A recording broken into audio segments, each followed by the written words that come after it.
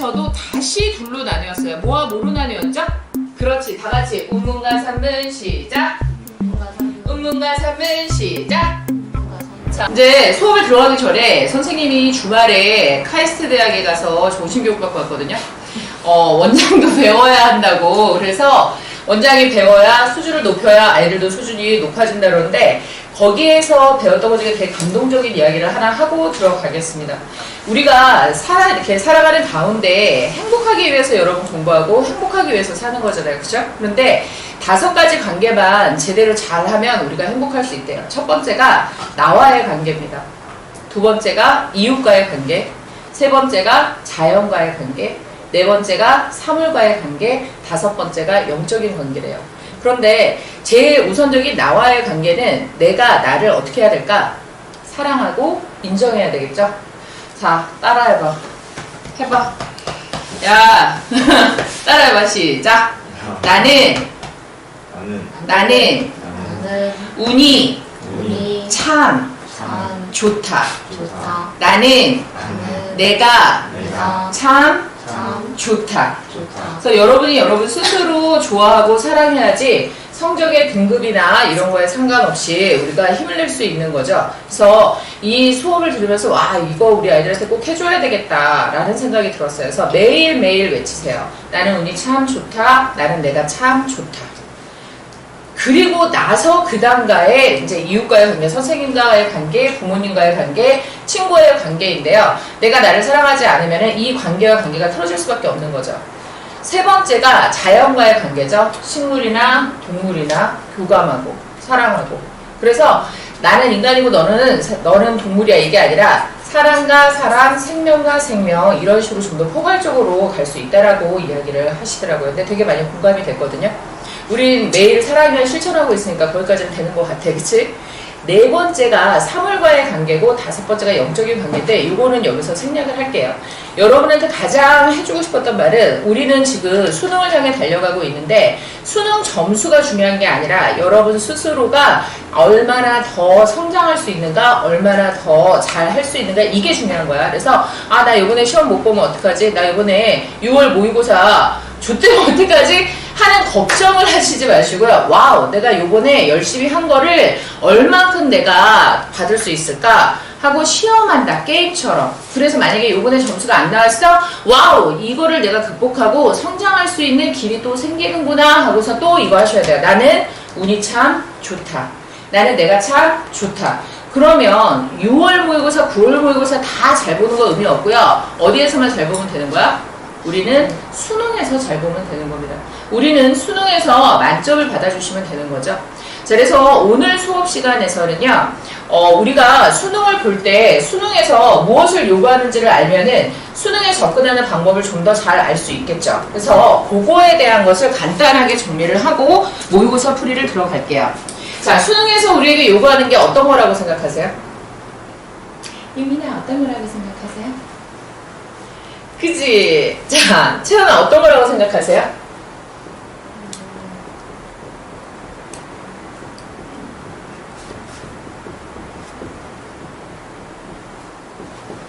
그러니까 뭔가 우리가 시험은 계속 봤지만 그냥 문제 풀고 했지, 수능 국어에서 우리에게 요구하는 게 무엇인지를 생각을 안 하다 보니까 점수 내는 거나 이런 것들이 상당히 막연했다는 거죠. 수능은 100% 객관식입니다.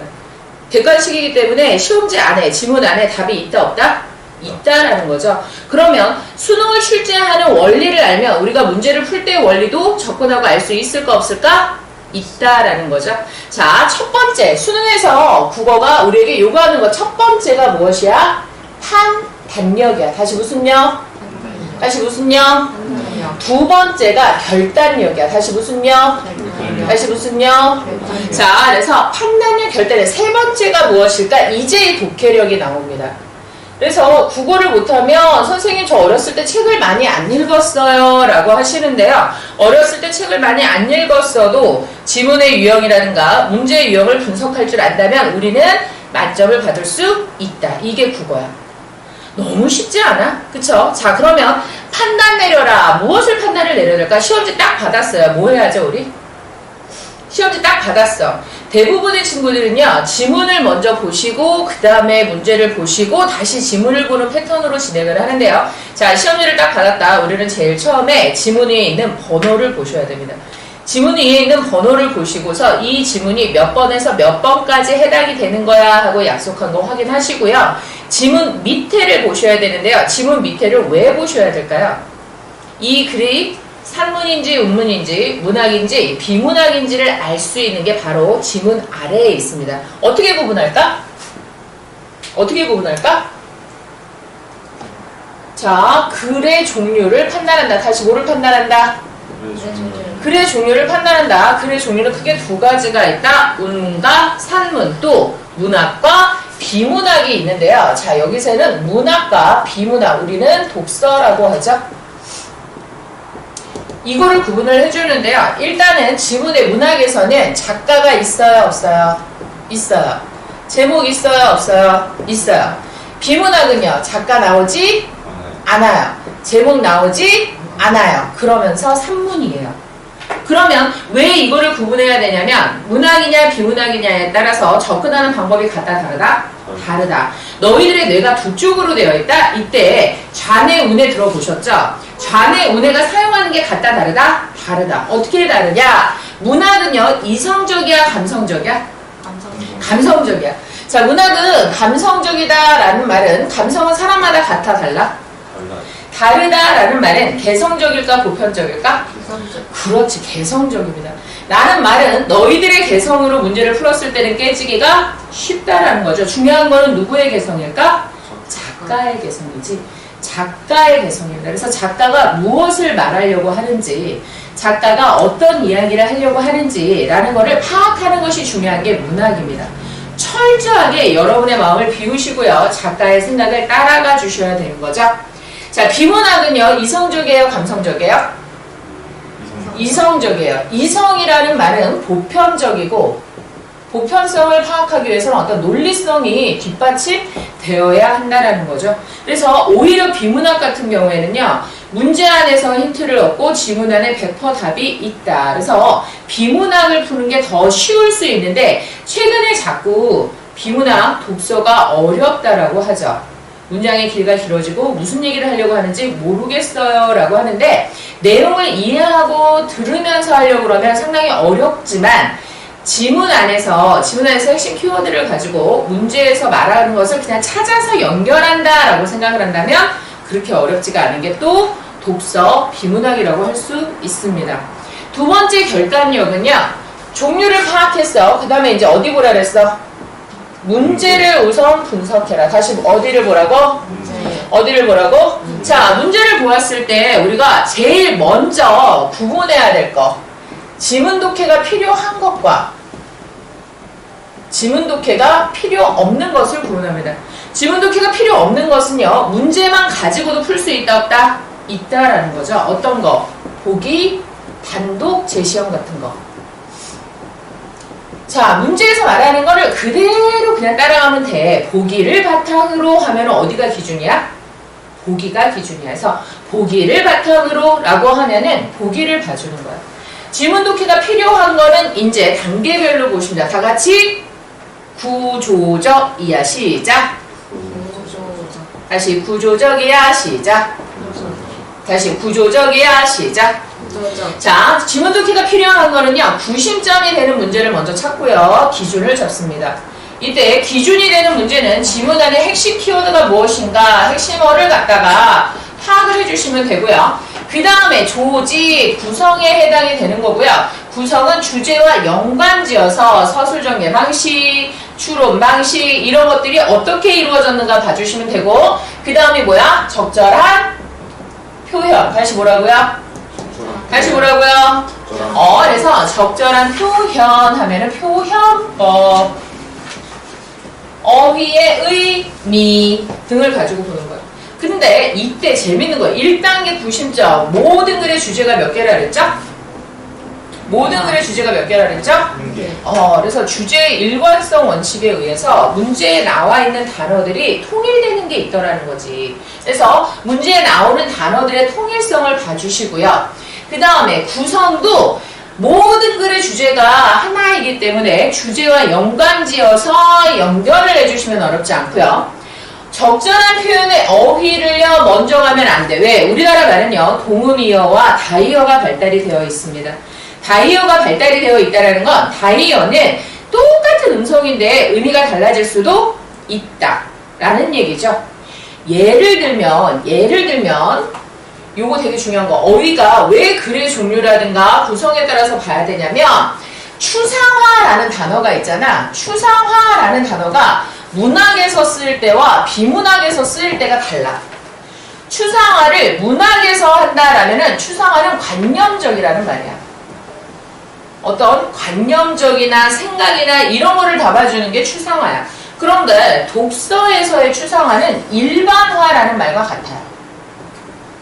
보편화. 이해가 되시나요? 자, 무슨 소리냐? 자, 문학에서 얘들아 비둘기 하면 떠오르는 거 뭐야? 비둘기 하면 어떤 게 연상이 되죠? 그렇지, 평화라고 하죠. 자, 문학에서 비둘기 하면은 아, 평화를 상징해요 이렇게 이야기를 해. 그런데 독서에서 비둘기의 추상화라고 하면은 비둘기보다 한 단계 더 높은 애들, 보편화되어 있는 게 뭐죠? 비둘기가 어디에 들어가지? 그렇지, 조류라고 할 수 있다는 거죠. 이해가 되시나요? 네. 이해가 되시나요? 자, 또는요, 객관화다, 객관적이다 이런 말이 독서에서 객관적이야 라고 하면 뭐라고 쓰이죠? 주관적이 반대죠. 주관적이다라는 거는 사람마다 같아 달라?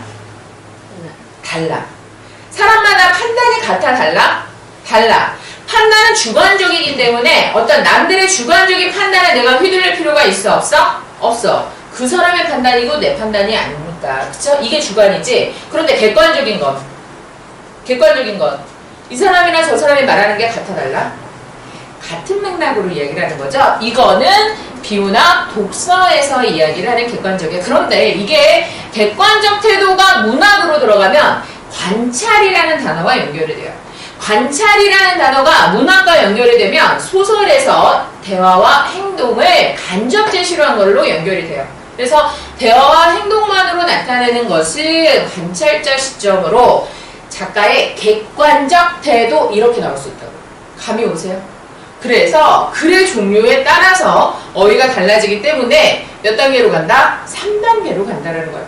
그리고 분석이 됐어 하면 이제는 독해력인데, 자, 따라해 볼까요? 독해는 글의 종류에 따라 읽는 순서가 같다 다르다? 그렇지. 어떻게 다를까?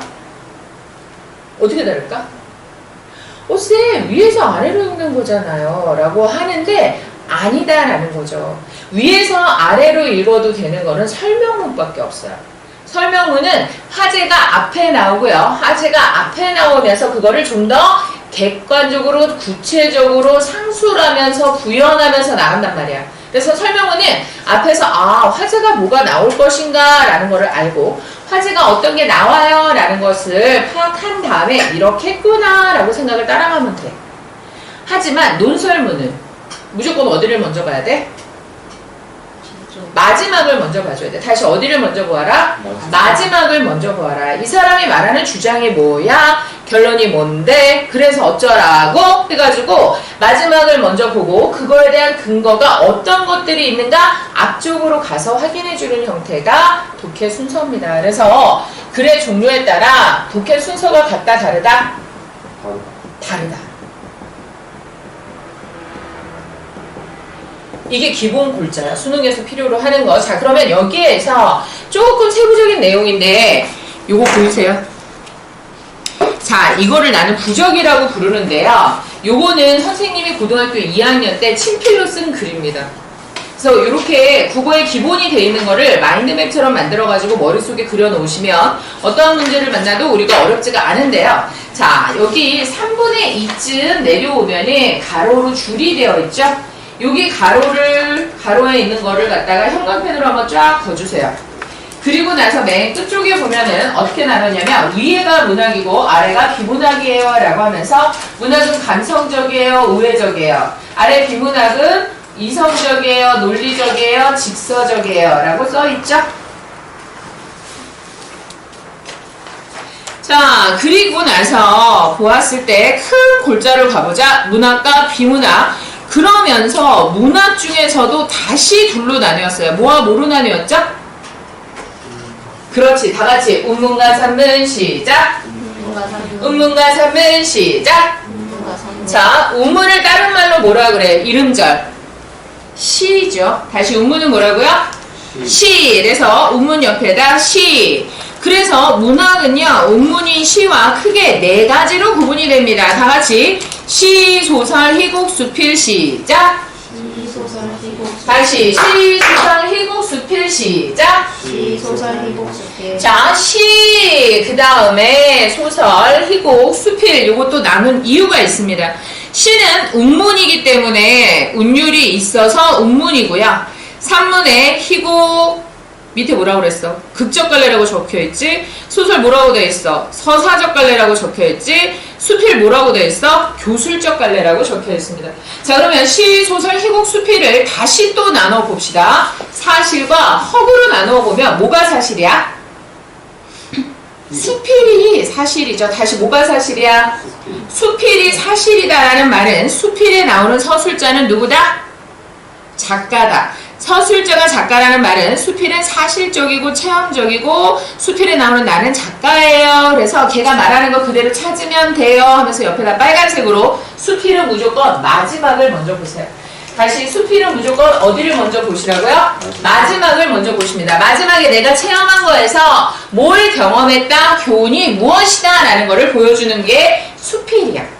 자, 그 다음에 다시 이제 위로 올라가자. 운문이 다시 두 가지로 정형시, 자유시 이렇게 나눠진다 그랬고, 희곡, 극적갈래라고 그랬지. 그러면서 희곡은 특성, 서술자가 있대요, 없대요? 서술자 있다, 없다? 서술자 있다, 없다? 없어요. 대화 행동의 문학이에요. 자, 소선, 서술자는 작가가 아니에요. 서술자는 소설에서는 서술자는 작가가 아니에요. 이 소설은 허구기 때문이에요. 이렇게 되어 있죠? 됐나요? 네. 자, 크게 나뉘어졌어. 이제 크게 나뉘어지면서 또 다시 올라갑니다. 시가 정형시와 자유시로 나뉜다 그랬는데 정형시와 자유시를 나누는 기준이 무엇일까? 아까 우리 시가 운율이 있는 글이에요. 그래서 뭐라 그랬어? 운문이에요 라고 그랬죠? 자, 운율이 있는 글이에요, 운문이에요. 이 운율이 규칙적이면 정형시, 불규칙적이면 자유시. 정형시에서 운율이 규칙적이야 외형률, 자유시는 운율이 불규칙적이야 내재율. 됐어? 네. 자, 그 다음에 정형시가 다시 5가지로 나눕니다. 시대별로 다 같이 읽어볼까요? 앞에만 고대가요. 시작.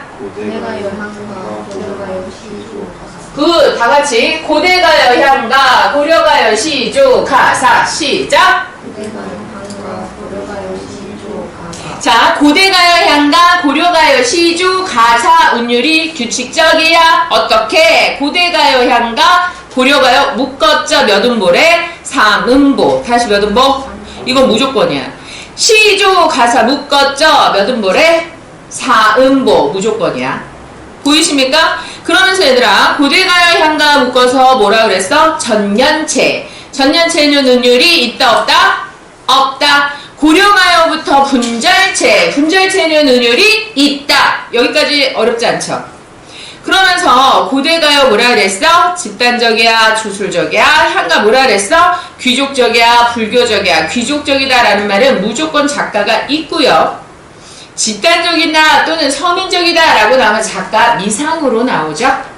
그 다음에 고려가요 소교는 서민적이다. 당시 서민들이 말을 갖다가 글로 표현할 수 있었을까 없었을까? 없었죠. 그러다 보니까 얘네들은 어떤 식으로 전달했죠? 입에서 입으로 전달했다. 이거를 우리는 뭐라 그래? 구전이라 그래. 다시 뭐라고?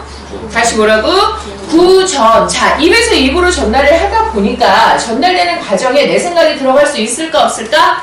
있지. 내 생각이 들어가다가 나중에 정착이 된 거야. 그러면 이렇게 구전되면서 전달하고 자기가 좋아하는 거 집어넣어요. 이런 문학을 우리가 무슨 문학이라고 하더라? 조금 유식한 말로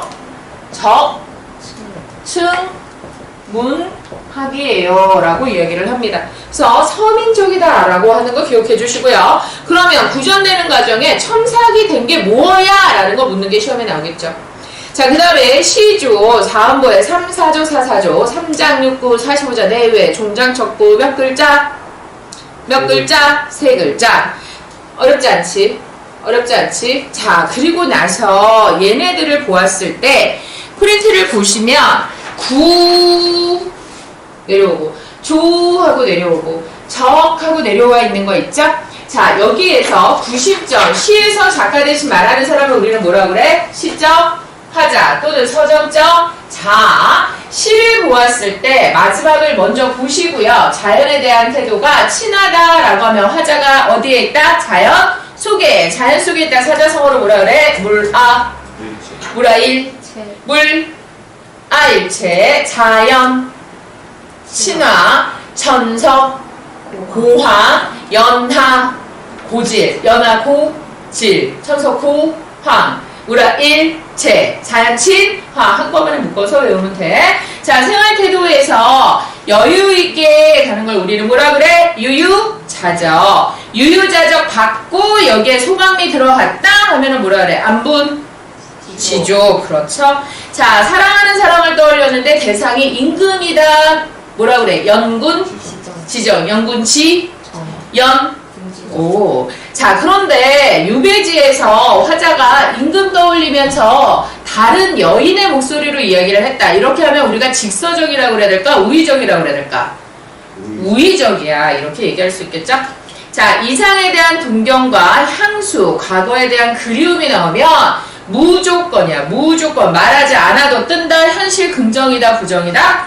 부정이다. 그래서 이상에 대한 동경과 향수가 나오면 무조건 현실, 부정, 현실, 도피 뜬다. 대상에 대한 태도 크게 긍정적이냐 부정적이냐라고 했을 때 긍정 예찬적이다. 부정적인 거 비판과 냉소가 있는데 어떤 차이가 있어? 비판이나 냉소는 둘 다 공통점이 부정적인 태도다. 하지만 비판은 안 좋은 부정적인 것을 고치고자 하는 의지가 있다 없다? 있다 없다? 있다. 냉소는 없다. 자, 그 다음에 조 구성으로 들어갔을 때 대꾸다, 대조다, 성경후정. 얘들아, 성경후정이 뭐죠? 경치 먼저 보고. 그렇죠. 경치가 먼저 나오고 감정이 뒤에 나온다. 무조건 시각적 신상 따라올까 안 따라올까? 무조건 묘사 있을까 없을까? 그렇죠. 자, 시간적 구성과 공간적 구성, 계절에 따른 구성, 시선의 이동에 따른 구성, 이렇게 구성으로 들어가고요. 적절한 표현에 나왔을 때 적절한 표현은 비유 상징 참 많이 나옵니다. 따라해봐. 비유란 추상적 관념의 구체적 시각화. 시작.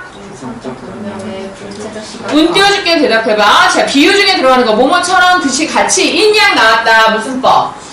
A는 B, A의 B 나왔다. 무슨 법? 은유법. 사람이 아닌 것을 사람처럼 표현했다. 무슨 법? 의법. 의법 받고 의인한 대상이랑 화자의 태도가 같아요 하면 우리가 뭐라 그래? 감정이입법. 그렇지. 생명이 없는 것을 생명 있게 표현하는 거 활유법. 사물의 부분이나 속성을 가지고 전체 말하면 대유법. 다시 대유법. 다시 대유법. 얘네들이 다 비유에 들어가는 거야. 그래서 얘네들이 나오면 무조건 그냥 구체적 대상으로 이미지 선명화한다 라고 얘기를 할 수 있다. 비유 상징이 나오면 우의적이야 직서적이야? 비유 상징 나오면 우의적이야 직서적이야? 그렇지, 우의적이야. 함축적이야 사전적이야? 함축적이라 함은 의미가 다양하니 단일하니? 다양하다라 함은 너희들이 생각하는 것과 작가가 말하려는 의도가 다를 수도? 그렇지. 자, 그 다음에 심상. 심상 나오면 따라오는 말 세 글자 뭐였지? 심상. 감각적. 그렇지. 심상 옆에다 빨간 펜으로 감각적이라고 적어주세요. 심상이 나오면 뭐라고요? 감각적이다. 자, 시어의 의미나 시어의 의미 관계를 가지고 이야기를 하는 게 시의 구조적이다. 희곡과 소설을 묶어서 우리가 산문 허구적이다. 그래서 시곡과 소설의 구심점을 보면 작가의 현실 태도, 작가의 인생관, 작가의 세계관, 이거는 옆에다 써주자. 무조건 결말 동그라미 해주세요. 그래서 시곡이나 소설을 볼 때도 어디를 먼저 봐주는 게 좋다? 결말을 먼저 봐주는 게 좋다. 다시 한번 희곡과 소설을 볼 때 어디부터 봐요? 결말부터 봐요. 야, 근데 너희들이 추리소설이나 이런 거 읽을 때는 단계별로 가는 거야. 우리는 지금 수능에서 지문을 볼 때만 얘기를 하는 거죠. 자, 그 다음에 발단 전개 위기 절정 결말의 구성 단계라든가 구성의 살면서인 인물 사건 배경 갈등과 복선에 대한 것을 확인해 주세요. 그래서 따라해봐. 소설을 볼 때에는 어떤 인물이 어떤 시간과 어떤 공간에서 갈등을 하고 해소하는가를 보자. 자, 그리고 이제 문체적인 특성인데요. 시점과 거리감, 인물제시법이 많이 나오죠. 그래서 시점은 크게 두 가지가 있어. 내가 나오면 몇 인칭? 내가 안 나오면 3인칭. 그래서 나는 이라고 나오면 1인칭. 그녀는 하고 나오면 2인칭. 1인칭은 다시 두 가지로 나뉜다. 내가 주인공이야 하면은 뭐야? 1인칭? 주인공 시점. 내가 주인공이 아니야 하면 1인칭? 관찰자 시점. 나 없이 작가가 밖에서 등장인물의 내면심리 다 파악하고 있다 하면은 3인칭 전지적 작가 시점. 대화 행동만 나타나고 있다라고 하면은 3인칭 작가 관찰자 시점. 인물 제시 방법에서 특정 인물에 대해서 직설적으로 평가를 하면은 직접 제시. 대화 행동을 통해서 나타나는 걸 우리가 뭐라 그래? 간접 제시. 그러면 소설에 나오는 대화 행동을 가지고서 그 사람을 무조건 판단하면 된다 안 된다? 그건 아니죠. 이해가 됐나요? 네. 쟤랑 나랑 사랑하는 사이야 라고 대화가 나왔다고 해서 실제로 두 인물이 사랑하는지 아닌지는 우리가 예단하면 되는데 안 된다 라는 거야. 알겠어요? 네. 알겠어요? 자, 수필까지 갑니다. 조금만 참자. 수필에서 구심점. 수필은 교훈적이다. 그러면서 수필 어디 보라 그랬어 아까? 마지막부터 보아라. 생활 속에서의 경험과 대상에서의 깨달음이 무엇인가 나타나는데 수필에서 구성 조를 보면 대꾸대조, 성경우정이라는 시간 공간과 유비추론, 다른 말로 유추라고도 한다. 다시 뭐라고요? 다시 뭐라고요? 따라해봐. 유추란 유사성이 있는 알기 쉬운 내용으로 화제를 나타내는 방법. 유추란 유사성이 있는 알기 쉬운 방법으로 화제를 나타내는 방법. 자, 그 다음에 수필의 마지막 표현법, 어휘, 의미관계. 자, 그러면 어느 정도 보시면 감이 오실 거예요. 구심점에 해당이 되는 문제는 대부분 작가의 인생관이나 주제와 상관이 있죠. 그 다음에 구성에 해당이 되는 거는 전개 방식과 상관이 있죠.